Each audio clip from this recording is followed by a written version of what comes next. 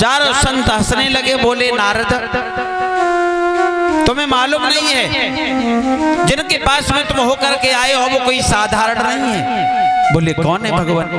बोले वो ज्ञान भक्ति वैराग्य है, ये कलयुग है और व्रत में तुम चिंता कर रहे हो। वो अपनी अवस्था में आ जाके बोले नहीं प्रभु हम कैसे विश्वास कर ले? बोले मतलब? बोले हमने गीता मंत्रों का भी प्रयोग किया मगर जब तक मंत्रों का असर रहा तब तक वो अवस्था में आए और जैसे ही मंत्र बंद किए जैसे के तैसे फिर हो गए।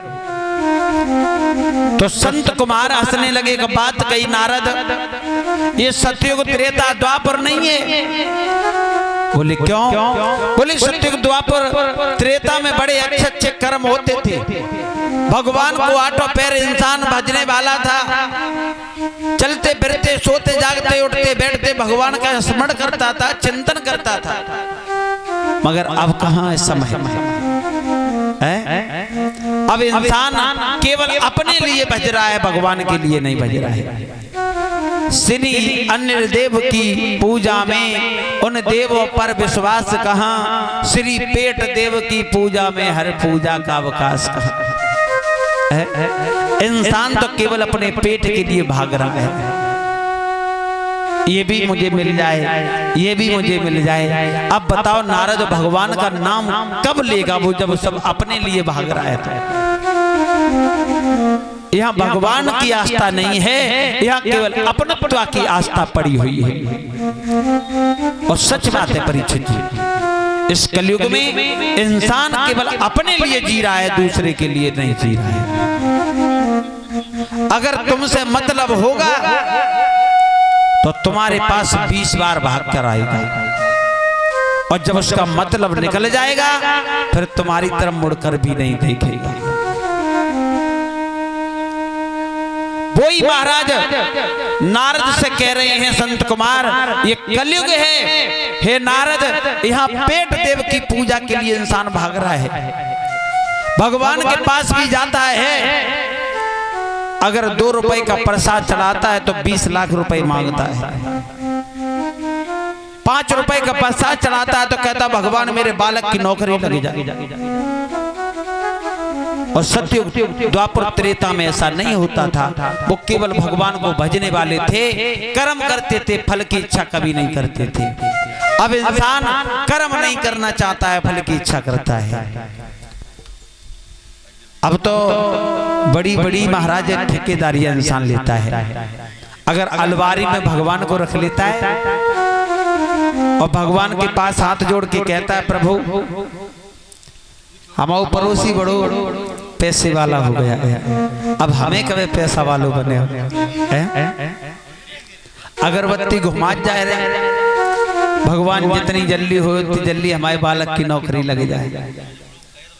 अब भगवानों डराते हैं कि हाथ में अगरबत्ती जलते वही ले है, और अगर जैसे मैंने जाकी मनोकामना पूर्ण न करी तो है सकत कहूं लगाए ना थे। तो भगवानों बड़ी जल्दी सुन लेते, और रियल बात है भगवान उन्हीं की सुनता है जो महाराज कभी भगवान को नहीं भजते। और जो इंसान भगवान की शरण में पड़ा है भगवान उसे कभी देखते भी नहीं है, मगर उसकी प्रतीक्षा करते हैं कि ये भक्त मुझे कब तक ध्यान करता है।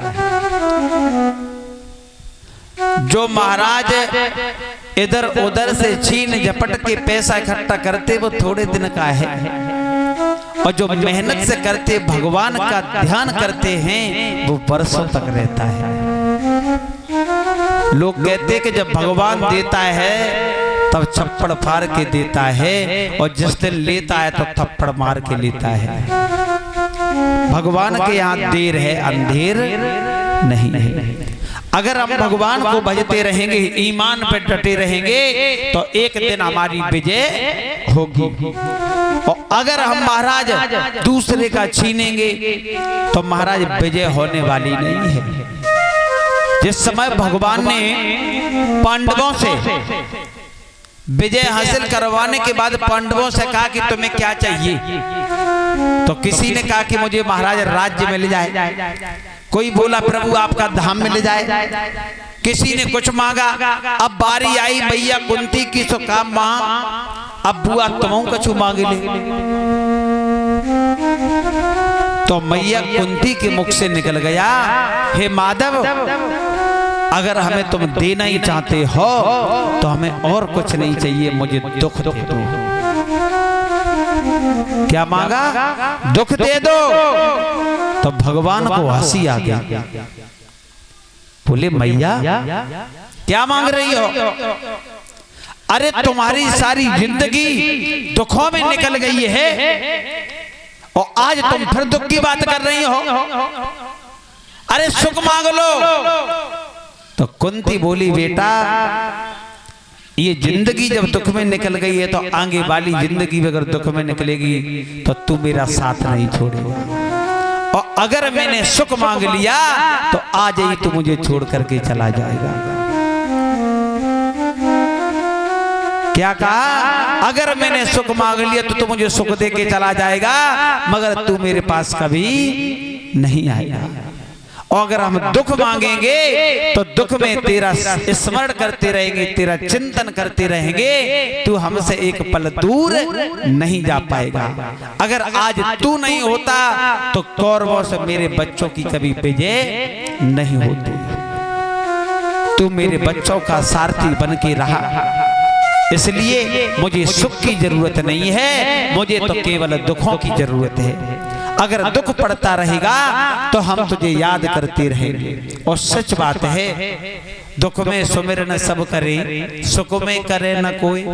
और जो सुख दुख में सुमिरन करे तो दुख काहे को हो। महाराज जब दुख पड़ता है तो इंसान भगवान को याद करता है, और जैसे ही सुख आओ सोई भगवान को भूल जाता है। अगर हम सुख में भी भगवान का ध्यान करते रहें तो शायद जीवन में हमें कभी दुख देखना नहीं पड़ेगा। और सुख दुख तो ये जीवन के परीक्षा जी के पहलू है। अगर आज सुख है तो हो सकता है आगे वाले पलों में हमारे लिए सामने दुख भी आ जाए। और जिसने सुख दुख का सामना कर लिया, एक समान दोनों को माना, तो समझ लो ना उसे दुख की परवाह है और ना सुख की परवाह है। सुख में भी जैसे रहा वैसे दुख में बना रहे तो समझ लो उसे मालूम ही नहीं पड़ेगा कि सुख दुख क्या होता है। अगर दुख थोड़ा सा पड़ गया तो भगवान को बड़ा ध्यान करते, प्रभु तुमने अच्छा नहीं किया, हमारे ऊपर इतना बड़ा दुख तोड़ दिया, इतना बड़ा पहाड़ पलट दिया। और सुख आ गया तो हमारे जैसा कोई है ही नहीं, इतना आनंद कहाँ था। मगर अगर हम दुख सुख में दोनों में भगवान का स्मरण करते रहेंगे तो शायद है मुझे जीवन में कभी कष्ट नहीं होगा।